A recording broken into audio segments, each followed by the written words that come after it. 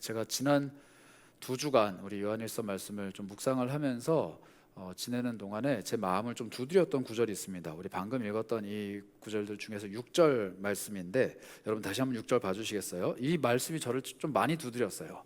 6절인데 제가 한번 읽어보겠습니다. 그의 안에서, 예수 그리스도 안에서 산다라고 말하는 사람은 예수 그리스도가 행하시는 대로 자기도 행동한다. 저는 이 말씀 구절이 조금 뭐랄까요, 어떤 느낌이냐면 좀 뭔가 이렇게 저를 두드리는 것 같았어요. 너 예수 안에서 산다며 라는 말씀처럼 좀 들리더라고요.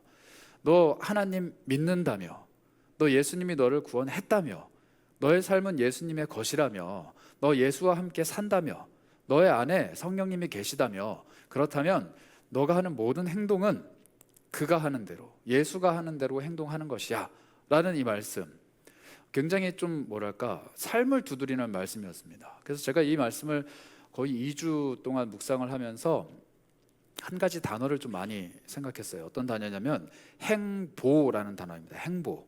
누구누구의 행보. 여러분들 이런 단어 좀 쓰시죠? 특히 뭐 신문 사설이나 기사 같은 데 많이 나오는데 그의 행보에 주목하다 뭐 이런 겁니다. 행보라는 단어는 좀 정확하게 말하자면은 걸어가는 발걸음입니다. 발걸음. 그 사람이 걸어가는 길을 주목한다라는 거예요. 그런데 행보는 어떤 발걸음이냐면 목적이 있고 또 뒤에 남겨진 발자취가 있습니다. 그러니까 그냥 지금 당장 한 걸음 한 걸음을 어디에다 발자국을 찍느냐가 중요한 게 아니에요. 이 발자국을 가지고 누군가는 뭐 이름을 쓸 수도 있고 이 발자국을 난잡하게 막 남겨놓을 수도 있는데, 행보라는 것은 발자국을 볼 때 그가 어디에서부터 어디까지 왔으며 그리고 어디에서 또 어디로 가는지, 즉 이 발자국의 자취를 본다라는 의미가 있습니다. 예수 그리스도를 믿고 따라가는 사람들의 삶은 이 행보라는 것이 예수 안에서 해석이 돼야 돼요. 우리는 매일매일 살면서 여러 발자취들을 남깁니다. 여기저기 가기도 하고 많은 사람들 만나기도 하고 수많은 이야기도 하고 또 여러 가지 활동들을 하죠. 그런데 이게 난잡하게 흩어져 있는 게 아니라 내 삶을 이끌고 가는 한 가지의 목표나 목적, 또 내가 관심을 가지고 있는 분야, 혹은 내가 희망하고 바라는 꿈, 여러 가지 것들이 내 삶을 어디론가부터 어느 곳으로까지 끌고 간다라는 거예요.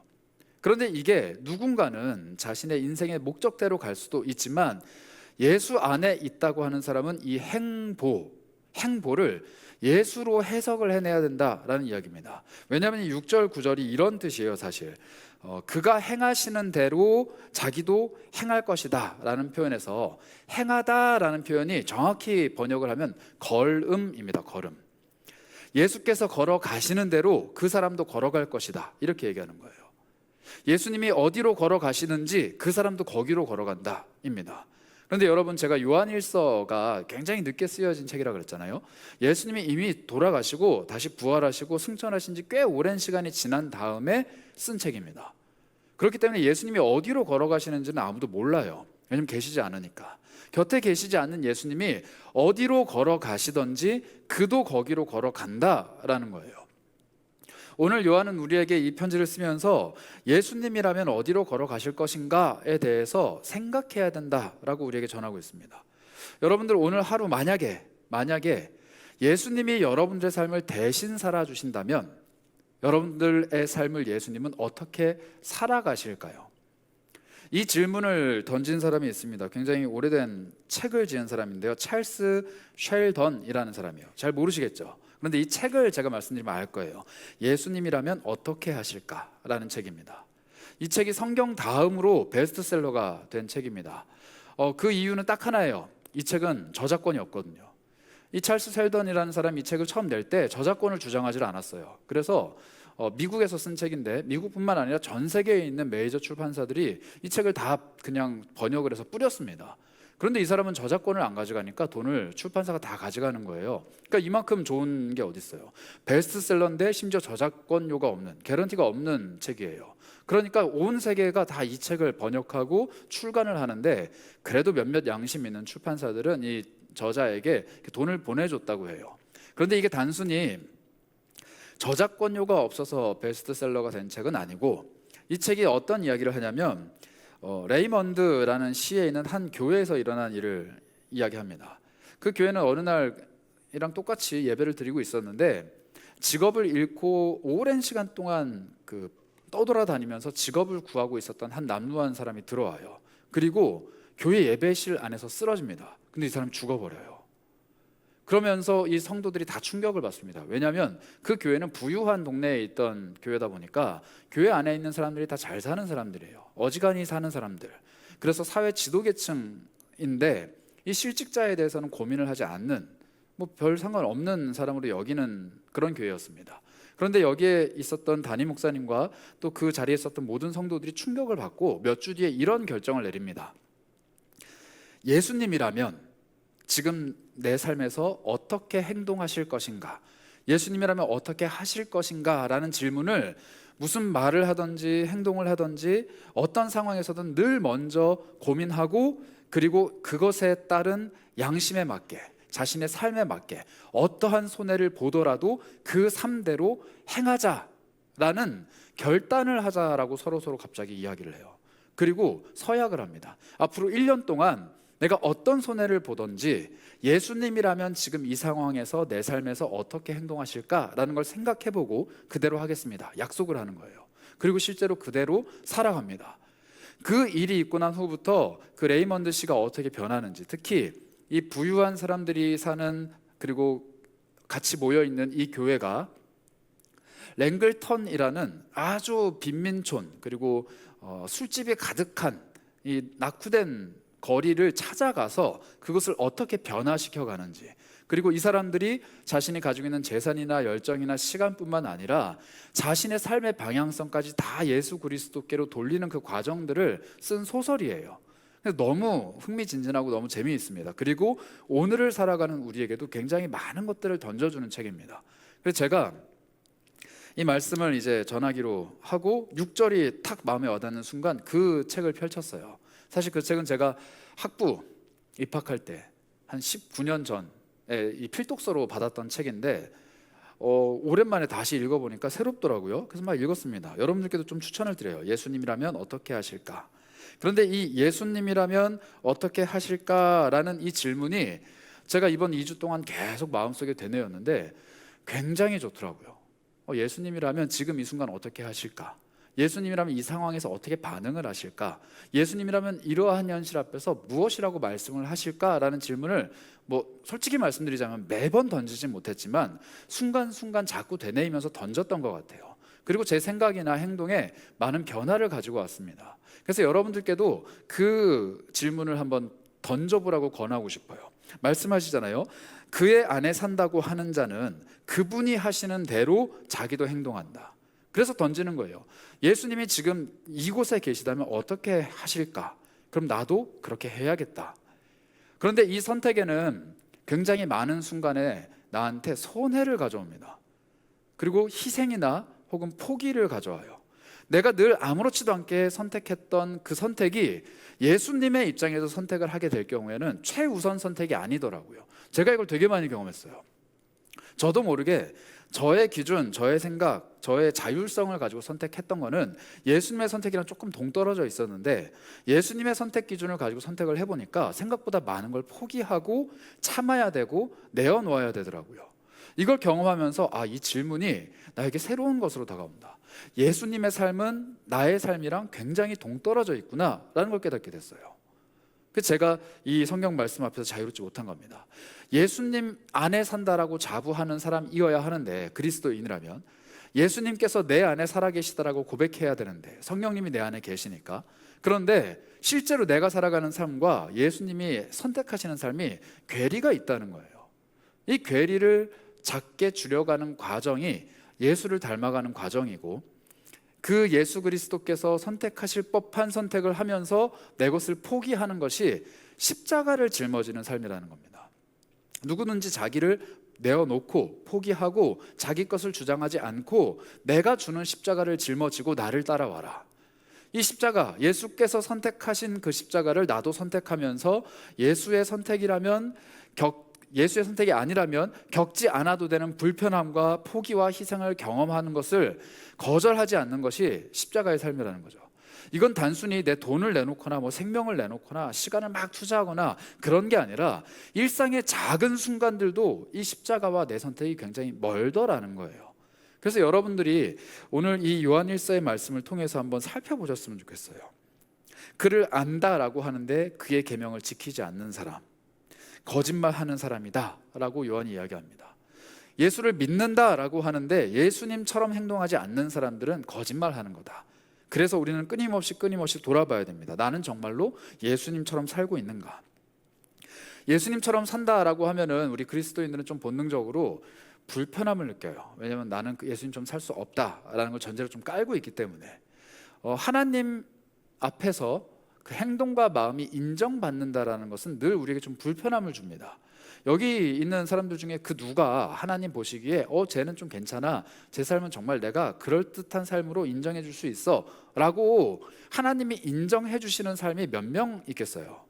왜냐하면 우리는 알고 있어요. 내가 뭘 선택하든 내가 어떤 삶을 살아가든 나는 늘 좀 부족하고 결핍이 있고 실수도 있고 하나님보다는 조금 더 세상에 가까운 사람인 것을 알고 있기 때문이에요. 그래서 이게 늘 부담스럽거든요. 근데 우리가 꿈꾸는 삶이 하나 있죠. 뭐 성경에 등장하는 수많은 사람들이 그런 삶을 살아왔지만 하나님 마음에 합한 사람 누군가요? 다윗이라는 사람이에요. 하나님 마음에 합한 사람. 사도행전을 보시면 이런 구절이 있습니다. 사도행전 13장 21절부터 22절인데요. 이런 구절이에요. 그 후에 그들이 왕이 구하거늘 하나님이 베냐민 지파 사람 기스의 아들 사울을 40년 동안 왕으로 주셨습니다. 첫 번째 왕이죠. 그런데 그 왕을 패하시고 다윗이라는 사람을 왕으로 세우셨는데 하나님이 이렇게 스스로 증언하면서 말씀하셨대요. 내가 이새의 아들 다윗을 만나니 내 마음에 맞는 사람이다. 그를 통해서 내 뜻을 다 이루겠다. 이렇게 말씀하십니다. 하나님 마음에 딱 알맞는 사람이 있다는 거예요. 근데 다윗은 환상 속의 인물이 아니라 이 땅을 살아갔던 사람입니다. 예수님처럼 어떤 신적인 권위가 있는 사람이 아니라 우리랑 똑같은 사람이에요. 그런 의미에서 우리도 하나님 마음에 합한 사람, 하나님이 기쁘게 보시는 사람, 하나님이 보셨을 때 정말 얘는 정말 괜찮다라고 인정해 줄 수 있는 사람이 될 수 있다는 거예요. 다윗과 같은 사람이 될 수 있는 가능성이 있다라는 겁니다. 그렇다면 하나님이 그 방법을 주셨겠죠. 하나님이 불가능한 일을 우리에게 던져놓고 너 이거 왜 못해? 라고 질책하는 게 아니라 여기 봐, 다윗이라는 사람이 있잖아. 이 사람은 내 마음에 합한 사람이야 라고 제시를 해주셨어요. 샘플로 주신 거죠. 그렇다면 우리에게도 희망이 신락 같지만 있다는 거예요. 하나님 마음에 들 수 있다는 거예요. 하나님 보시기에 얘 괜찮다라고 인정받을 만한 하나님 마음에 들 수 있는 방법이 있다는 겁니다. 그 방법을 오늘 제가 좀 여러분들께 설명을 드릴게요. 요한복음 14장 26절부터 27절 14장 26절 27절은 이렇게 이야기합니다. 예수님의 말씀인데요. 보혜사 곧 아버지께서 내 이름으로 보내실 성령님이 오실 건데 그분이 너희에게 오시면 모든 것을 가르쳐 주신대요. 그리고 내가 너희에게 말한 모든 것을 생각나게 하신대요. 성령님이 하시는 일입니다. 그리고 27절 평안을 너희에게 끼치노니 곧 나의 평안을 너희에게 주노라. 내가 너희에게 주는 것은 세상이 주는 것과 같지 않는다. 너희는 마음에 근심하지도 말고 두려워하지도 말아라. 예수님의 말씀입니다. 우리는 흔히 하나님 앞에 서면은 좀 뭔가 마음이 캥겨요. 무섭습니다. 왜냐하면 하나님이 보시기에 좀 부족한 삶, 깨져버린 마음, 좀 결핍이 있는 상황 이런 것들 때문에 하나님 앞에서 좀 뭔가 늘 위축되어 있죠. 하나님 뜻대로 살고 싶은데 나는 좀 부족합니다. 하나님이 주시는 삶을 잘 살아내고 싶은데 나는 좀 연약합니다. 하나님이 나에게 이것을 요구하실 때 잘 할 수 있을까라는 고백이 늘 나에게 있습니다 라는 게 우리 그리스도인들의 기본 자세예요. 그런데 예수님이 말씀하시는 거예요. 그런 두려운 마음, 불안한 마음을 갖지 마라. 왜냐하면 너희가 뭘 해야 될지를 생각나게 하고 이런 순간들마다 너희가 뭘 해야 될지를 가르쳐주는 성령이라는 존재를 내가 너희에게 보내준다. 이렇게 말씀하세요. 성령님이 우리에게 오시는 이유는 많지만 그 중에 가장 중요한 이유는 가르쳐 주시는 거예요. 가르친다라는 게 뭐 칠판 놓고 자 받아 적어 1번, 2번, 3번 이거 꼭 외워야 돼 이런 가르침이 아니라 성령님의 가르침은 뭐냐면 오늘 예수님이라면 이 상황에서 어떻게 하실까? 라는 질문을 내 마음속에서 답을 주시는 분이라는 거예요.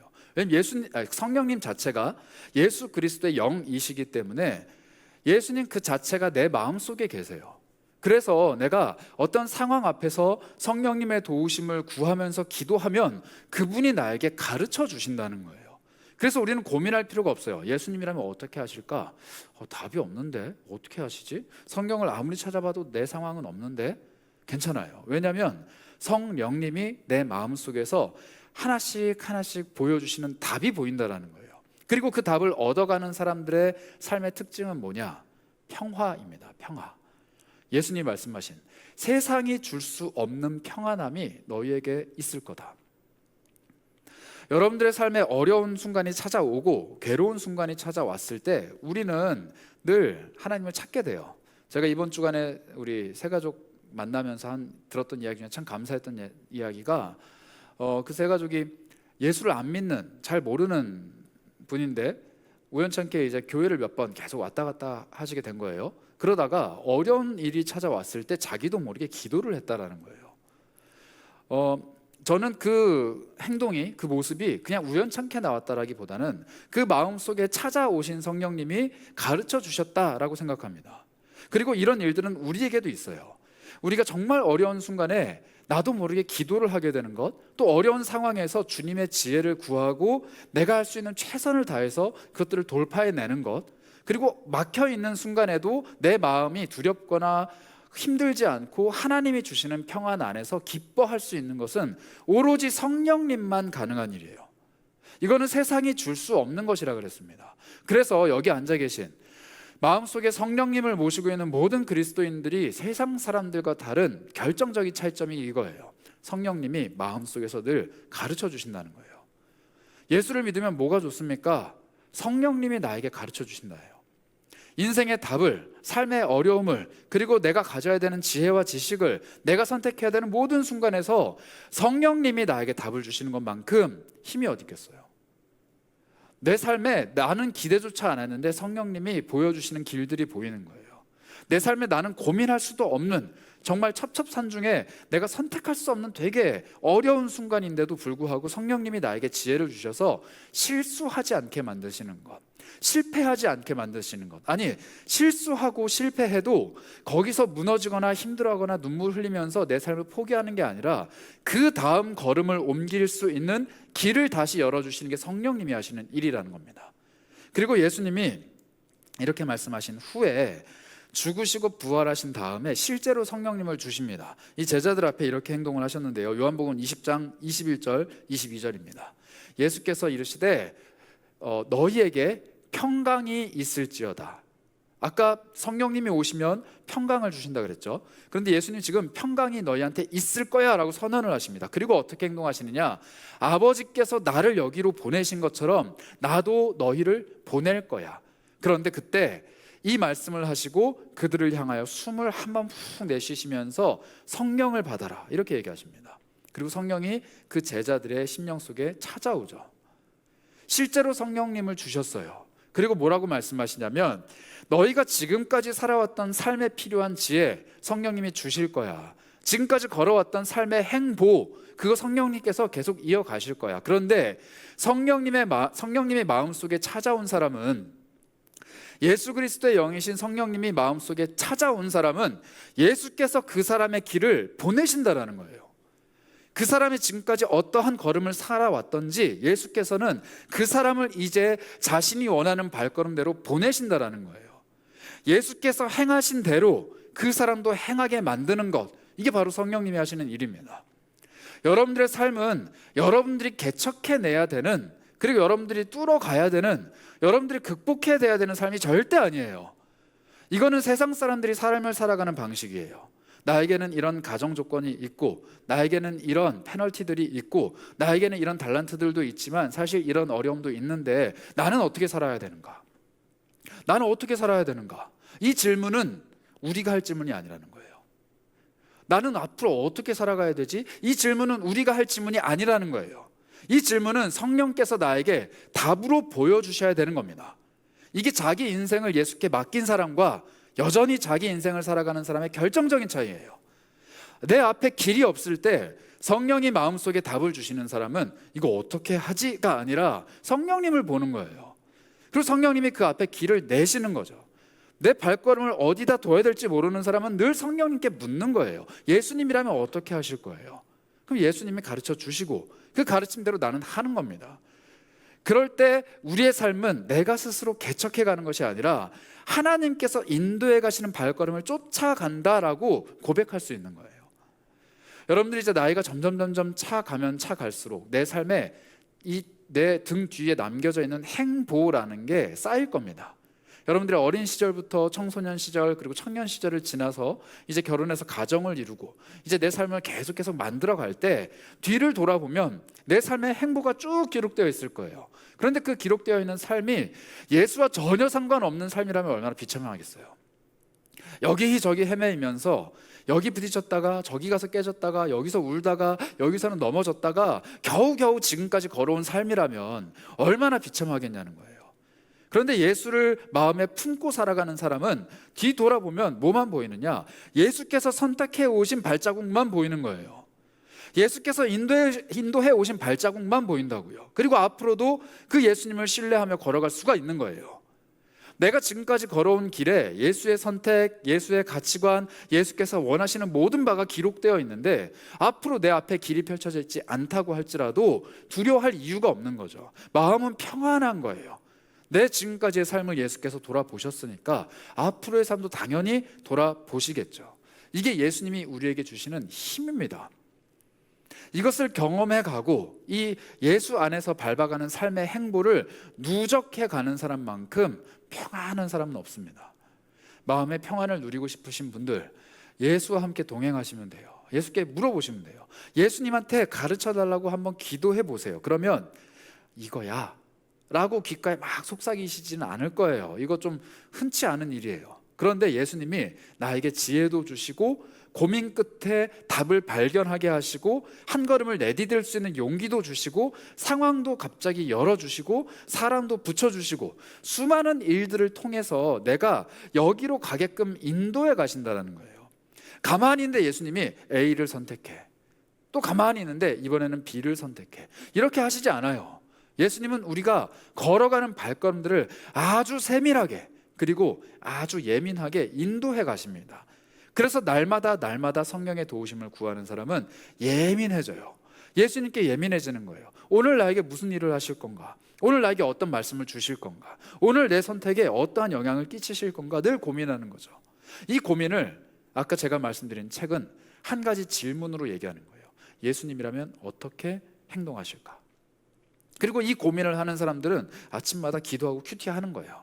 오늘의 삶을 쭉 살펴보면서 예수님 어떻게 하실 거예요? 나한테 말씀을 좀 주세요.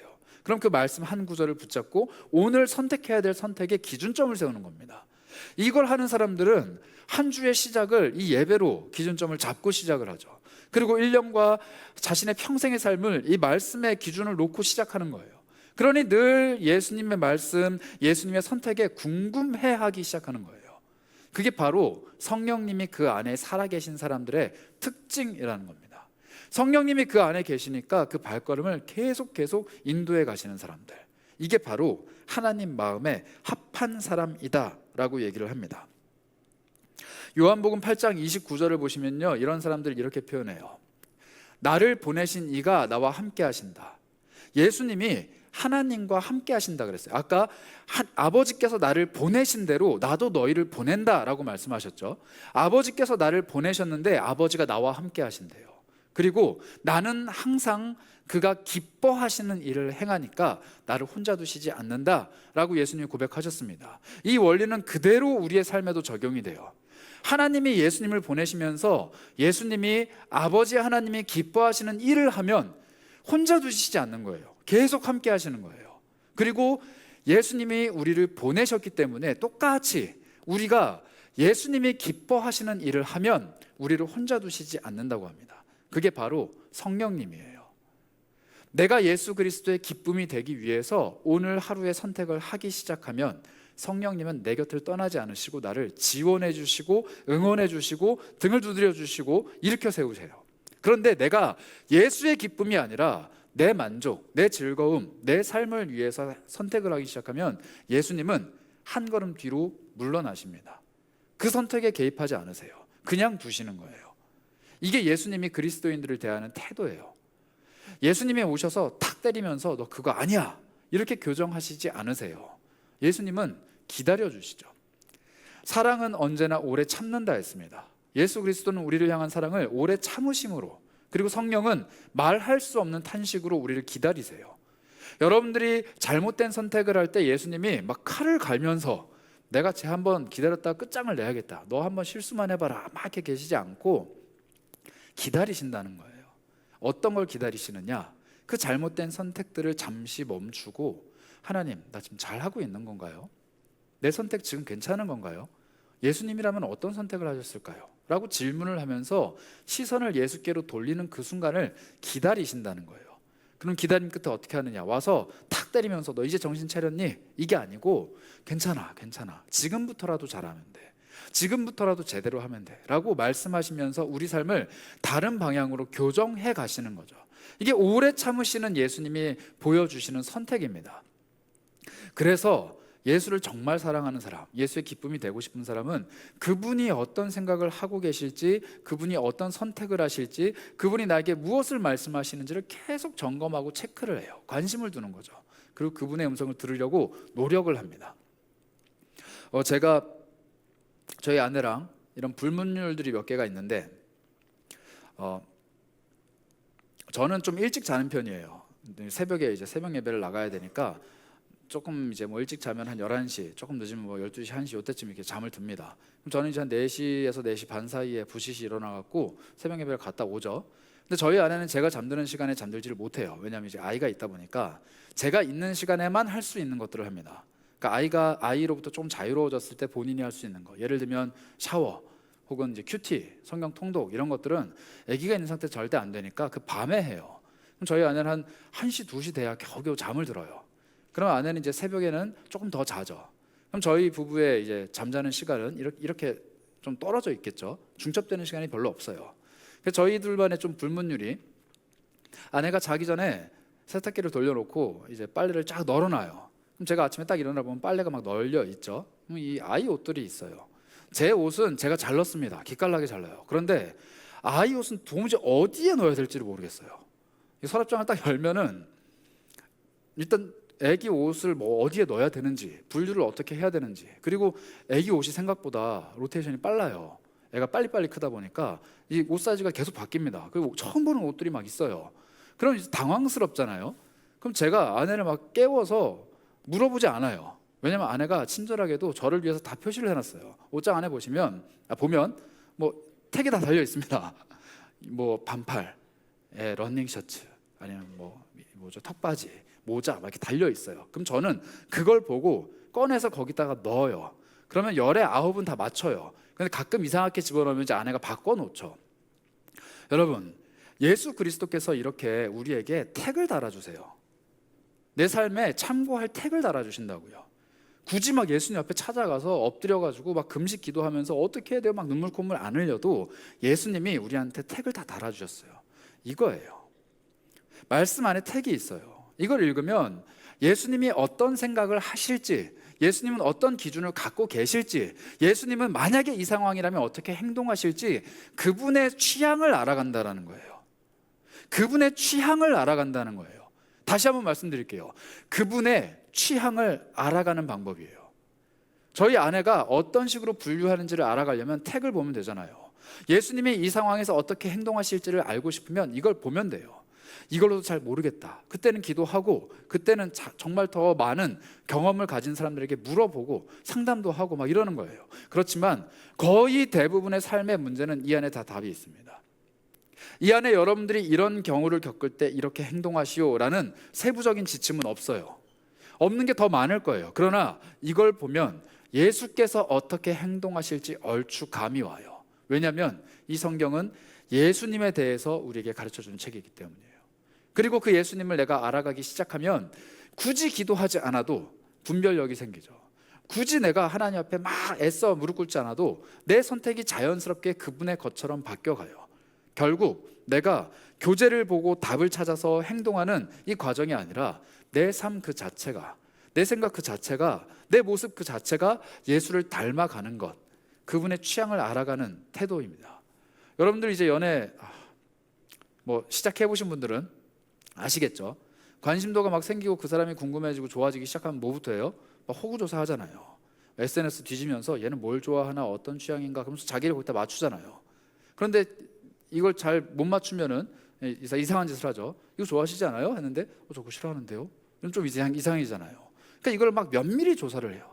그리고 이 사람은 어떤 취향인지, 어떤 옷을 입은 남자를 좋아하고 어떤 스타일의 여성을 좋아하는지 막 이렇게 또 조사를 하잖아요. 똑같아요. 예수님께 기뻐함이 되기 위해서, 예수님의 사랑을 받기 위해서 우리는 예수님의 취향을 조사한다는 거예요. 그리고 그걸 다 해낸 후에 우리 삶을 그대로 살아가게 되는 거죠. 그런데 놀라운 거, 예수님의 취향대로 살아가기 시작하면 예수님이 나를 사랑하실 뿐만 아니라 나도 내 삶을 사랑하게 돼요. 이게 놀라운 일이에요. 여자친구, 남자친구의 취향이 너무 독특해서 그걸 맞춰가는 게 힘이 들어요. 그럼 나중에는 막 너는 되게 이상한 애야, 나를 구속해, 막 너는 취향 진짜 그지 같아, 나 더 이상 못 해먹겠어, 넌 날 너무 숨막히게 만들어, 막 이러면서 그거를 내팽개치고 원래의 나로 돌아가잖아요. 보통 남자들이 그러는데 예수님을 사랑하는 사람들은 그런 선택을 할 필요가 없어요. 왜냐하면 예수를 닮아가고 있는, 예수의 취향대로 선택하고 있는 나 자신의 모습이 나도 좋은 거예요. 예수의 관점대로 살아가는 내 삶이 나도 좋은 거예요. 왜냐하면 이것은 내가 아닌데 그것에 맞춰가는 것이 아니라 정말로 나를 나답게 만들어가는 과정이기 때문이에요. 왜냐하면 하나님이 나를 그렇게 만드셨어요. 하나님이 처음에 나를 지으실 때 그런 삶을 살도록 가장 최적화시켜 놓고 만들어 놓으신 거예요. 그런데 내가 가지고 있는 잘못된 기준들과 관점들과 습관들이 나를 이 모양 이 꼴로 만들어 놓은 거예요. 그런데 하나님 안에서 나를 처음 창조하실 때 원하셨던 하나님의 방식, 하나님의 계획대로 나를 만들어가기 시작하면, 그래, 이게 나한테 정말 맞는 옷이구나, 이게 정말로 하나님이 나한테 계획하신 삶이구나 라는 것을 깨닫게 된다는 거예요. 그리고 그 삶을 내가 사랑하게 되는 거죠. 자존감이 낮으신 분들, 내 삶이 좀 마음에 안 든다 하시는 분들은 이걸 한번 해보셨으면 좋겠어요. 예수를 사랑하고 그분의 취향을 배우고 그분이 나에게 뭘 원하실지를 삶에서 실천해 가다 보면 하나님이 나를 창조하실 때 내가 가장 아름답게, 가장 좋게, 가장 선하게, 그리고 가장 멋있게 살아갈 수 있는 삶을 계획하시고 만들어 놓으신 그 모습대로 내가 가고 있게 될 거라는 거예요. 이게 바로 그리스도 안에서 내 삶의 정체성을, 그리고 내 삶을 향한 사랑을 만들어가는 방식입니다. 이 일을 하게 되면 예수께서 행하시는 대로 나도 행하는 것, 그리고 예수님이 원하시는, 기뻐하시는 삶으로 내가 살아갈 수 있는 것이라는 거예요. 그래서 제가 지난 2주 동안 저 나름대로 삶의 그 네임택을 좀 달아봤습니다. 예수님이라면 어떻게 하실까라는 그 질문을 던지면서 제가 조금 이렇게 지내다 보니까 예수님이 처음 저에게 주신 기질과 좀 다른 기질대로 행동하는 게 있더라고요. 예수님이 처음 저에게 주셨던 모습과 살아오면서 제가 가졌던 왜곡된 기질이 있더라고요. 그게 뭐냐면 제 스스로 발견한 건데, 다른 사람을 조금 미리 판단하는 버릇이에요. 저를 좀 잘 아시는 우리 리더들이 제일 잘 아실 텐데, 저는 다른 사람에게 관심이 없습니다. 그냥 뭐 그런가 보다, 둘이 뭐 사귀나 보다, 헤어졌나 보다, 죽었나 보다, 뭐 이렇게 해요. 그냥 별로 다른 사람이 저에게 이렇게 크게 오지 않아요. 그런데 아주 독특한 순간에 혹은 어떤 상황에서 그 사람의 행동이 지나치게 저한테 막 확 와닿을 때가 있어요. 별거 아닌데 아씨 막 이렇게 할 때가 있어요. 그게 뭐냐면 옛날에 그 사람이 했던 어떤 잘못된 것이 내 머릿속에 오래 남아 있어서 그 사람은 그런 의도로, 그런 뜻으로 한 게 아닌데 그대로 평가를 해버리는 거예요. 제가 그런 기질이 있더라고요. 제가 그거를 이 책을 읽으며 또 이 말씀을 묵상하며 발견한 다음에 제 나름대로 네임택 하나를 달았습니다. 뭐냐면 그럴 수도 있겠다 이거예요. 뒤에 당으로 해야 돼요. 그래야 마음이 좀 풀려요. 그럴 수도 있겠다 이거 말고 그럴 수도 있겠다. 그래서 제가 속으로 굉장히 이걸 많이 되뇌었어요. 뭐 일이 벌어지면 그럴 수도 있겠다 그러면서 스스로 막 즐거우려고, 뭐 그럴 수도 있지, 쟤 저렇게 입으로 똥 쌀 수도 있지, 쟤 저렇게 이상한 짓 할 수도 있지, 뭐 그럴 수도 있지, 뭐 이걸 계속했어요. 그러니까 제가 식도염이 좀 없어졌습니다. 스트레스가 굉장히 많이 사라졌어요. 근데 단순히 이게 그럴 수도 있지, 뭐 잊어버리자, 이게 아니고 예수님이라면 저 사람의 그 모습, 그 상황, 그 행동을 어떻게 생각하실까? 근데 예수님이 생각보다 죄인들에게 이 태도를 가지셨더라고요. 사마리아 여인 남편이 5명이야? 그럴 수도 있겠다. 삭개오 너 세리야? 그럴 수도 있겠다. 옆에 있는 2 강도 너네 사람 죽였어? 그럴 수도 있겠다. 괜찮아. 너네 나랑 교제하고 나의 사랑을 받고 내가 너네들에게 주는 이야기대로 살아가면 너네 삶은 바뀔 거야. 상관없어. 그럴 수도 있어 라고 말씀하시는 거예요. 그래서 제가 그 마음을 많이 공감하고 제 삶에도 막 그렇게 좀 적용을 해봤더니 주변 사람들과의 관계가 원만해졌습니다. 조금 제 스스로에게서, 속에서. 여러분들에게도 권해드리고 싶어요. 그 태그를 하나 정해보세요. 예수님이라면 어떻게 하실까?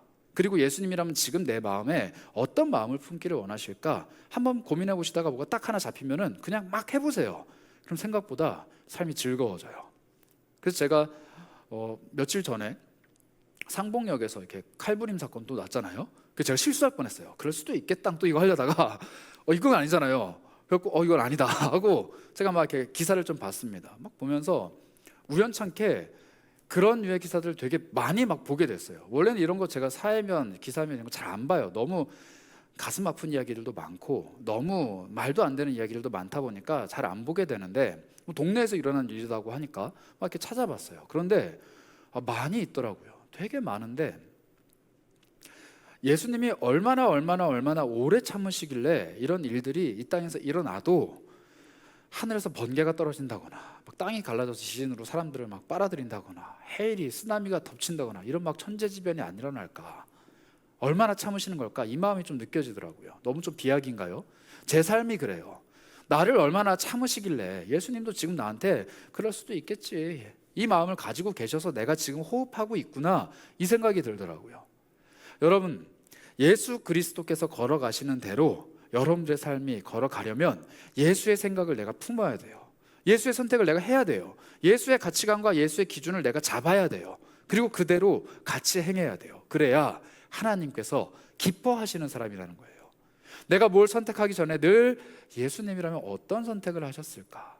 이 생각이 문득 나를 내 머릿속에 확 찾아올 때 예수님이라면 이 생각 앞에서 어떻게 반응하셨을까? 그 사람의 이야기가, 그 사람의 행동이 나를 찌를 때 예수님이라면 저 사람을 어떻게 대하실까라는 그 질문, 이 책의 질문이 예수님이라면 어떻게 하셨을까라는 질문이 영어로 What would Jesus do예요. 그래서 이거 앞문자만 따서 WWJD입니다. 오늘 설교의 제목이죠. 이게 수십 년 전에 미국에서는 팔찌로 만들어서 청소년들이 많이 차고 다녔대요. 우리나라에도 이 운동이 좀 있었더라고요. 지금은 좀 이게 유행이 지나서 별로 없는데 WWJD, 저 네 글자를 제가 얼마나 많이 생각했나 몰라요. WWJD, 예수님이라면 어떻게 하실까? 그리고 저 질문에 대한 가장 좋은 대답은 뭐냐면 예수님이라면 사랑을 가장 먼저 선택하셨을 것이다. 사랑. 하나님은 사랑이시라. 예수님이라면 하나님을 가장 먼저 선택하셨을 건데 그 선택은 늘 사랑이다. 하나님은 자신의 사랑을 예수 그리스도를 이 땅에 보내심으로 증명해내셨어요. 예수님은 하나님의 사랑 그 자체예요. 그래서 예수님이 우리를 보내실 때 우리를 통해서 증명하고 싶으신 것이 하나 있다면 그것은 사랑이에요. 내가 예수 그리스도의 가치와 예수 그리스도의 생각과 예수 그리스도의 마음대로 이 땅을 살아가야 될 때 내가 그것을 통해 보여줘야 될 한 가지가 있다면 그것은 사랑입니다. 그래서 예수라면 어떻게 행하셨을까라는 질문의 해답은 늘 사랑이라는 범주 안에서 피어오를 거예요. 다른 사람을 향한 사랑, 나 자신을 향한 사랑, 이 상황과 이런 공동체와 이러한 모습을 끝까지 사랑하시는 예수님의 그 사랑이 나에게 있을 때 성령님이 주시는 평안과 기쁨과 온갖 것들이 내 삶에 흘러넘치는 거예요. 그래서 사랑은 결코 실패하지 않는다고 합니다. 사랑은 지지 않는데요. 왜냐하면 모든 것을 다 이겨내신, 세상을 이겼노라 라고 말씀하셨던 그 예수님이 우리에게 사랑이라는 것을 무기로 주셨기 때문에 사랑을 들고 가는 모든 사람은 세상을 이깁니다. 그런데 이 이김은 찍어 누르는 이김이 아니라, 실력으로 극복해내는 이김이 아니라 사랑으로 모든 것을 덮고도 남을 만한, 이 세상을 편만하게 채우는 그 그리스도의 사랑으로 우리가 세상을 이겨내는 거예요. 그래서 세상이 줄 수 없는 평안이 내 안에 물밀듯이 들어오고 세상이 경험한 적 없는 사랑이 나를 통해 흘러가는 것, 이게 바로 예수 그리스도의 발걸음을 걸어가는 사람의 특징이랍니다. 이러한 사람들의 발걸음을 예수께서 이렇게 성경에 하나님께서 이렇게 말씀하셨어요. 이사야 52장 7절인데요. 좋은 소식을 전하며 평화를 공포하며 복된 좋은 소식을 가져오며 구원을 공포하며 시온을 향하여 이르기를 내 하나님이 통치하신다라고 말하는 자의 산을 넘는 발이 어찌 그리 아름다운가. 이 복음을 전하는 사람들을 가리키는 이사야 예언인데요. 좋은 소식, 예수님이라는 아주 좋은 소식, 세상에 사랑을 가지고 오셨다라는 좋은 소식, 하나님이 보내셨고 그분이 내 마음속에 성령님으로 찾아오시고 나를 다시 이 세상으로 보내신다라는 예수 그리스도의 그 좋은 소식을 전하는 사람들의 발, 그 발이 바로 산을 넘어가는 발이래요. 여러분, 걸어가는 이 여정, 그 여정이 산을 넘어야 된다고 합니다. 이거 굉장히 힘들고 고통스러운 일이에요. 저 등산을 되게 싫어하거든요. 저 허리가 안 좋기 때문에 등산을 굉장히 싫어하는데 산을 넘어가는 그 발걸음을 하나님이 아름답다라고 하세요. 인생이라는 삶을, 여러분들 앞에 주어진 환경과 상황이라는 그 산을, 여러분들 앞에 놓여있는 여러 가지 곤란한 상황들을 넘어가는 그 발걸음을 하나님이 아름답다라고 하십니다. 그리고 그것의 넘어감의 목적이 좋은 소식, 예수라는 것, 그 예수의 사랑이라는 것, 그걸 마음에 품고 넘어가는 그 사람을 하나님께서는 아름답다 말씀하시고 그 사람의 삶을 기뻐하시고 그 사람을 통해서 예수가 오늘도 이 땅을 걸어가실 수 있도록 우리에게 기회를 주신 거예요. 여러분, 가장 좋은 복음 전파는 예수님 그 자체예요. 예수님 다시 이 땅에 오시면 돼요. 다시 이 땅에 오셔서 직접 걸어 다니시고 직접 사람을 만나시고 직접 복음 전하시고 직접 손에 있는 못자국과 옆구리의 창자국을 보여주시면서 천년 만년 우리랑 같이 사시면 예수님은 가장 효과적으로 자신의 복음을 전하실 수 있습니다. 그런데 예수님은 그것마저도 포기하셨어요. 우리랑 같이 하시려고. 이 작은 한 사람을 통해서 우리 옆에 있는 사람들에게 사랑이라는 것을 가르쳐주고 싶으셔서, 예수와 함께 동행하는 사람들의 삶을 가르쳐주고 싶으셔서 자신이 직접 이 땅에 있는 것을 포기하시고 이 작디 작은 우리를 통해서 그 사랑을 펼쳐 보여주십니다. 그리고 그 한 사람 한 사람을 기뻐하시죠. 아름답다고 말씀하세요.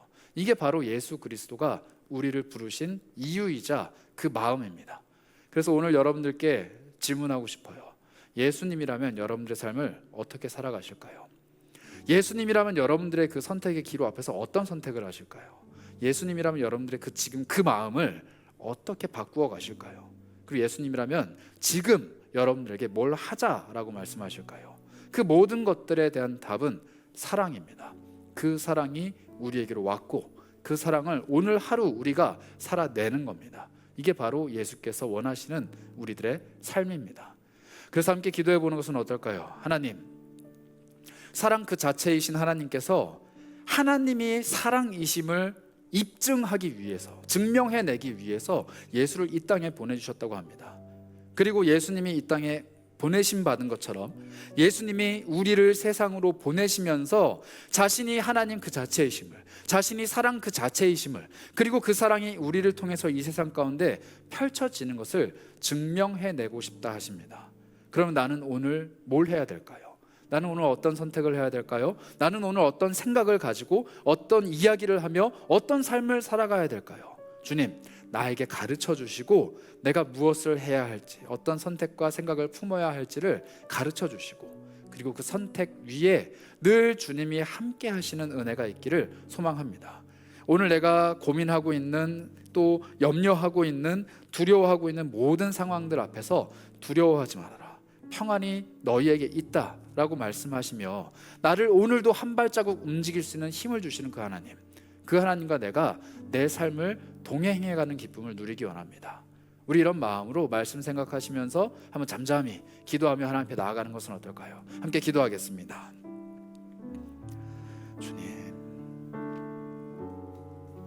그 사랑이신 하나님이 내 삶에 찾아오셨고 그 사랑 그 자체이신 하나님이 우리 삶을 통하여서, 우리 공동체를 통하여, 그리고 우리 모두를 통하여 이 사랑을 이 세상 가운데 증명해내기 원한다 하십니다.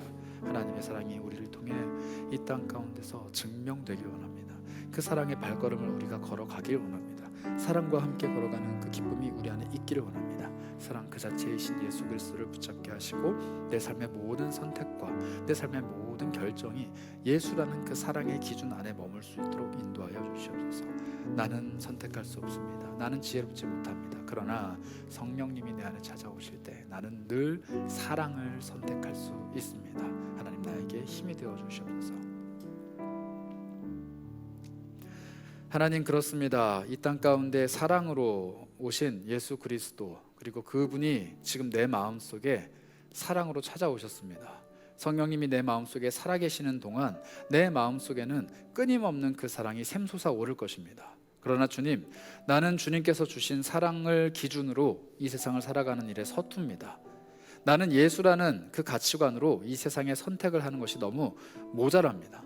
나는 그 사랑을 바르게 깨닫고 옳게 걸어가는 일에 어리석습니다. 그래서 예수 그리스도의 지혜가 필요합니다.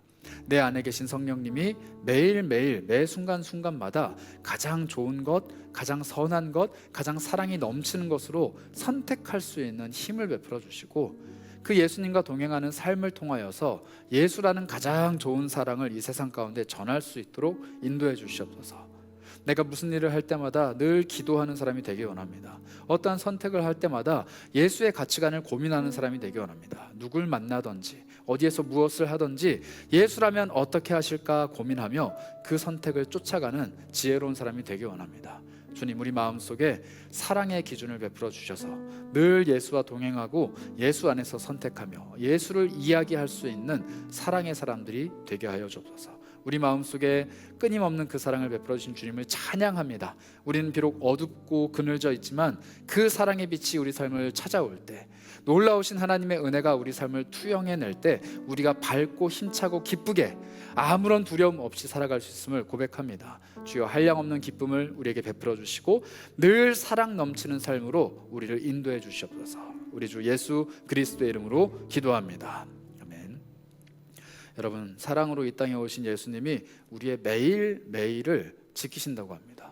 그 예수님과 함께 동행하는 삶을 살아가면 기쁠 수밖에 없어서요. 그래서 오늘 우리 찬양을 기쁘게 하나님 앞에 올려드렸으면 하는데요, 우리의 모든 삶이 예수와 동행하는 삶, 우리의 모든 선택과 우리의 모든 시간들이 예수의 사랑으로 가득 채워지는 그런 삶이 되길 원합니다. 이런 마음의 고백을 담아서 함께 찬양하도록 하겠습니다.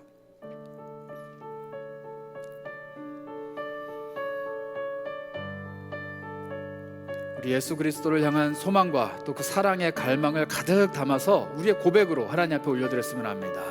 부끄러운 나를 덮어주시고, 부끄러운 나를 덮어주시고 환하게 빛나는 새 날을 주시네.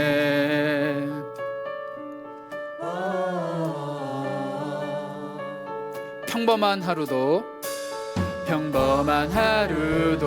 우리의 목소리도 당신의 나를 누리며 살아가네.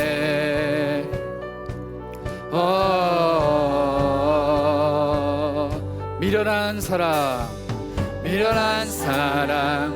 아버지의 유산 주의 사랑은 온 땅에 넘치고 당신의 나를 맞이한 우리를 통해 끝없이 흘러가네. 고백합시다. 좋은 소식을 전하며 평화를 부르자. 아름다운 발을 가진 그대여, 당신의 날에 우리와 화평을 이루신 그의 사랑을 즐거이 부르자. 우리 다시 한번 처음부터 고백하기 원합니다. 당신의 날에 부끄러운 나를 덮어주시고 환하게 빛나는 새 날을 우리에게 주신 주님,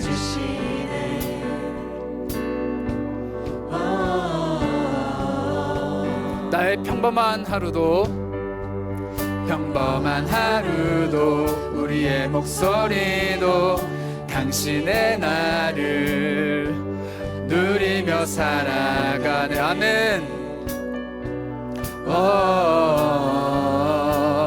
우리 하나님의 미련한 그 사랑, 미련한 사랑, 아버지의 유산 주의 사랑은 온 땅에 넘치고 당신의 나를 맞이한 우리를 통해 끝없이 흘러가네. 우리 마음을 담아 고백합니다. 당신의 좋은 소식을 전하며 평화를 부르자. 아름다운 달을 가진 그대여, 당신의 날에 당신의 날에 우리와 화평을 이루신 예수 그리스도의 그 사랑이 우리의 즐거운 노래가 됐습니다. 고백합니다. 미련한 사랑, 미련한 사랑, 아버지의 유산 주의 사랑은 온 땅에 넘치고 당신의 나를 맞이한 우리를 통해 끝없이 흘러가네. 고백합시다. 좋은 소식을 전하며 평화를 부르자. 아름다운 달을 가진 그대여, 당신의 날에 우리와 화평을 이루신 그의 사랑을 즐거이 부르자. 다시 한번 좋은 소식을 전하며 평화를 부르자. 아름다운 달을 가진 그대여. 아멘. 하나님의 날이 우리의 하루하루입니다. 우리와 화평을 이루신 그의 사랑을 즐거이 부르자. 그의 사랑을 즐거이 부르자. 그의 사랑을 즐거이 부르자. 마지막으로 그의 사랑을 즐거운 노래로 부르자. 즐거이 부르자. 여러분 함께 기도했으면 하는데요, 우리 소망과 희망과 생명을 담아 기도했으면 좋겠어요. 늘 슬픈 기도, 우울한 기도가 아니라 정말로 하나님 그렇습니다. 내 삶에 하나님이 사랑을 베풀어 주셨는데 내가 지금까지 나의 행보는 우울과 눈물과 낙심과 불안이 가득했다라면 이제는 두려워하지 말아라. 평안을 너희에게 주노라. 내가 너희를 세상 속에 보내고 나의 사랑을 너희에게 주고 너희는 세상 속에 복음의 좋은 소식을, 예수 그리스도라는 사랑의 소식을 전할 아름다운 발이니까 두려워하지 말아라. 그 말씀을 하시는 주님의 음성 앞에 반응하셨으면 좋겠어요. 주님, 내일 나는 또 똑같은 삶을 살아가겠지만 이전과는 다른 삶을 살아가기 원합니다. 내가 지금까지 살아왔던 나의 발걸음이 아니라 예수와 함께 동행하는 발걸음, 지금까지 내가 선택해왔던 삶의 방식이 아니라 예수와 함께 선택하는 삶의 방식, 예수께서 나에게 꿈꾸시고 나를 위하여 하시고자 하는 모든 일들을 이루어가는 정말 나다운 삶을 살아가기 원합니다. 여러분, 그런 마음의 결단을 품으시고 이 시간 한번 기도해보는 건 어떨까요? 주님, 내가 주님의 사랑을 힘입은 사람답게 주님을 선택하며 살아가겠습니다. 우리 그런 마음으로 같이 한번 기도하며 나아가겠습니다. 주여, 그렇습니다. 우리 마음이 사랑을 선택하는 일이 어설프고 사랑을 선택하는 일에 지혜롭지 못하고 사랑이 늘 우리 마음을 괴롭게 합니다. 사랑을 잡을 수 없어서, 사랑을 선택할 수 없어서 늘 두렵습니다. 그러나 주님, 내 삶을 주님께 맡겨드릴 때, 주님께서 내 선택의 모든 것을 가져가실 때 오로지 주님께서 그것은 다 해결하시고 나에게 새로운 길을 펼쳐가신다는 것을 믿음으로 신뢰하기 원합니다. 주님께라면 내가 내 것을 드리는 것이 아깝지가 않습니다. 믿습니다. 왜냐하면 주님이 가장 좋은 것으로 나에게 선택해 주실 것이기 때문입니다. 내 삶의 모든 선택을 주님께 맡겨드립니다. 내 삶의 모든 선택을 주님께 의탁합니다. 내 삶의 모든 생각과 결정과 내 발걸음을 주님께 맡깁니다. 그래야 주님이 나에게 모든 것들을 하실 수 있음을 고백합니다. 하나님, 다시 한번 내가 고백합니다. 내 삶의 모든 것을 주님께 맡깁니다. 주여, 선택하여 주시고 주님의 길을 비춰주시고 지혜로 나를 채워주시옵소서. 다시 한번 기도하실 때 결단하면서 기도하셨으면 좋겠어요. 주님, 나는 선택을 할 수 있는 지혜가 없습니다. 나는 사랑을 노래할 수 있는 그 풍성한 사랑도 아직은 없습니다. 나는 주님을 붙잡을 수도 없고 주님이 하시는 대로 할 수도 없고 나는 여전히 무능력하고 부족합니다. 그러나 내가 해야 되는 선택을 주님께 맡깁니다. 그 선택의 권한, 내 삶의 주도권, 내 삶의 기준을 주님께 맡깁니다. 그리고 주님께서 선택해 주시고 나한테 가르쳐 주시고 지혜 베풀어 주셔서 뭘 해야 될지, 어떤 삶을 살아가야 될지, 내가 무엇을 정말로 추구하며 살아가야 되는지를 제발 가르쳐 주시옵소서. 그러나 주님, 내가 내 삶의 모든 것들을 움켜쥐고 주님 말씀만 하시면 내가 선택할게요 라고 이렇게 이기적인 선택을 하는 것이 아니라 다 주님께 맡겨드리고 나는 주님의 선택을 하는, 주님께서 걸어가고자 하는 그 방향대로 함께 발맞춰 걸어가는 사람이 되기 원합니다. 그것을 위해서 오늘 나에게 용기를 주옵소서. 내 삶을 주님 것이라고 고백하고 내 선택의 권한이 주님께 있음을 고백하고 나의 삶에 필요한 것은 오로지 주님의 지혜다라는 것을 고백하는 그런 믿음이 있기 원합니다. 우리 이런 마음으로 함께 기도하셨으면 좋겠어요. 주님, 내 삶의 모든 것 주님께 맡겨드리고 주님만 선택할 수 있는 용기를 나에게 주시옵소서. 우리 다시 한번 마음 모아 기도하도록 하겠습니다. 하나님, 그렇습니다. 내 삶의 선택을 주님께 맡깁니다. 내 삶의 모든 것 주님께 맡깁니다. 주님께서 선택하시고 주님께서 붙들어 주시고 주님께서 인도해 가시고 주님의 것 삼아 주시옵소서.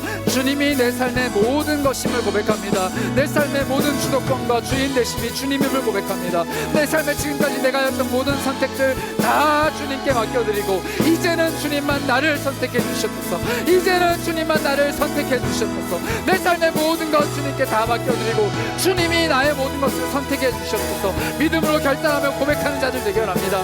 이 세상에 있는 수많은 선택 앞에서 주님을 바라보게 하여 주시고 수많은 갈림길 앞에서 주님을 바라보게 하여 주시고 지혜 없음이라는 사탄식하는 것이 아니라 나의 지혜, 나의 능력, 나의 선택 주님이 계시기에 기뻐하며 즐거워하는 사람이 될 수 있도록 주님 나의 곁에 찾아와 주시고 주님의 모든 것을 이끌고 가 주시옵소서.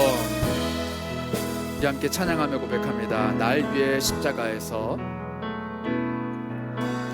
날 위해 십자가에서 깨뜨리신 사랑, 오늘도 그 사랑 안에 나 거합니다.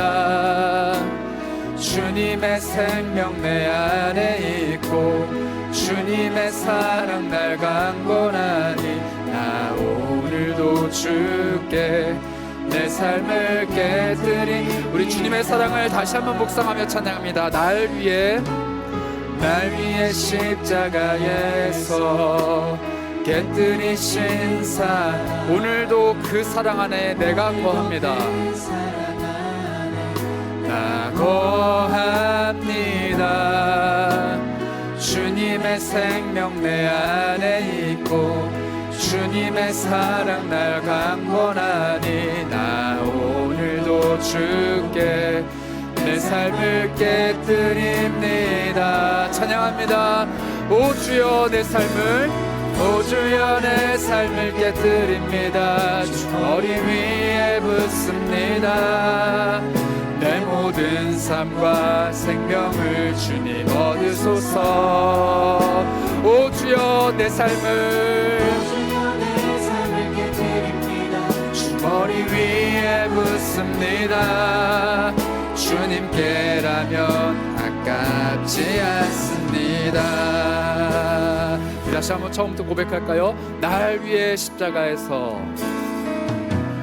날 위해 십자가에서 깨뜨리신 사랑, 오늘도 그 사랑 안에 나 거합니다. 주님의 생명 내 안에 있고 주님의 주님의 사랑 날 강건하. 나 오늘도 주님 앞에서 내 삶을 드립니다. 함께 고백합시다. 오 주여 내 삶을 드립니다. 오 주여 내 삶을 깨뜨립니다. 주 머리 위에 묻습니다. 내 모든 삶과 생명을 주님 얻으소서. 오 주여 내 삶을 깨뜨립니다. 주 머리 위에 묻습니다. 주님께라면 다시 한번 고백합니다. 오 주님 내 삶을 깨뜨려 주님께 내어드립니다. 오 주여 내 삶을 깨뜨립니다. 주 머리 위에 붓습니다. 내 모든 삶과 생명을 주님 얻으소서. 오 주님 오 주여 내 삶을 깨뜨립니다. 주 머리 위에 붓습니다. 주님께라면 아깝지 않습니다. 내 눈을 열어주소서. 내 눈을 열어주 주님을 선택하고 주님을 발견할 수 있는 내 눈을 열어주시기 원합니다. 피할 것은 없습니다. 내 손에 남은 것 없이 아낌없이 다 올려드립니다. 주님 한 분만을 위하여 한 방울도 남김없이 고백합시다. 존귀와 영광을 받으소서. 존귀와 영광을 받으소서. 하나님 어린 양 예수 능력과 부와 지혜와 힘을 받으소서. 존귀와 영광을 받으소서. 하나님 어린 양 예수 나라와 권세 영광 모두 주. 오 주여 내 삶을 깨뜨립니다. 오 주여 내 삶을 깨뜨립니다. 주 머리 위에 붓습니다. 내 모든 삶과 생명을 주님 얻으소서. 오 주여 내 삶을 깨뜨립니다. 주 머리 위에 붓습니다. 주님께라면 아깝지 않습니다. 다시 한번 주님께라면 내가 결코 아깝지 않습니다. 주님께라면 아깝지 않습니다. 네, 한 번만 더 기도합시다. 여러분들 한 주간의 삶을 주님 앞에 좀 내어드렸으면 좋겠어요. 우리 주님 모든 존귀와 영광과 권세와 나라와 힘과 능력을 갖고 계신 그분이 내 삶에서 무능력을 택하셨습니다. 나를 통해 뭐든지 다 하실 수 있는 그분이 무능력을 택하셨다는 거예요. 내가 내어드리지 않으면 그분은 기다리십니다. 그러나 내가 온전히 다 맡겨드릴 때 주님은 비로소 움직이십니다. 그래서 우리 삶을 내어드렸으면 좋겠어요. 주님, 이 세상에는 모든 것을 다 받으셔도 정말로 그분의 영광에 하나라도 바뀔 것이 없는 정말 영광스러우신 그 주님이 내 삶을 원하신다면 내가 내 삶을 주님께 맡겨드리겠습니다. 주님, 내 생명과 삶 모든 것을 다 가지시고 주님이 하시고 싶으신 대로 내 삶에 일해 주시기 원합니다. 주님이 원하시는 것을 내 삶에 펼쳐 보여주시기 원합니다. 주님이 끌고 가시고 싶으신 대로 나를 데리고 가시기 원합니다. 그게 나의 기쁨이고 참된 나의 삶이고 나의 나다움이고 내가 가장 사랑할 수 있는 나의 모습인 것을 고백합니다. 주님, 이번 한 주의 삶을 내가 주님께 맡겨드립니다.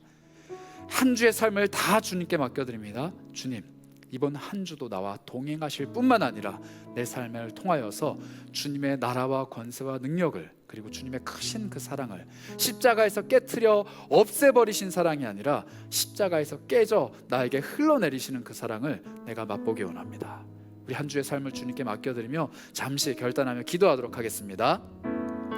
하나님 기도합니다. 우리 삶을 주님께 맡겨드립니다. 한 주의 모든 것들을 다 주님께 맡겨드립니다. 주님께서 채우시고 주님께서 만져가시고 주님께서 이끌고 가시고 주님께서 붙드시는 삶이 되기 원합니다. 주님, 내 삶을, 우리 모두의 삶을 주님께만 맡겨드립니다. 주께서 채우시는 은혜의 역사가, 주께서 붙들고 가시는 은총의 역사가 이곳 가운데 함께하여 주시고 하나님이 베풀어 주시고 인도해 가시는 그 은혜대로 이곳 가운데서 충만하게 이곳에서 정말로 충만하게 일어날 수 있도록 함께하여 주시옵소서. 주님, 우리 삶을 주님께 내어드리오니 주님께서 이 삶을 붙들어 주시고 한 주의 삶 처음부터 마지막 그 순간까지, 다시 모여 함께 예배하는 그 순간까지 주께서 사랑으로 채워주시기 원합니다. 주여, 우리를 통해 주의 모든 것을 펼쳐 보여주시고 계획하고 꿈꾸신 주님의 나라와 그 모든 영광을 우리를 통해 홀로 받아주시옵소서. 주님, 우리를 사용하여 주시옵소서. 함께 하시옵소서.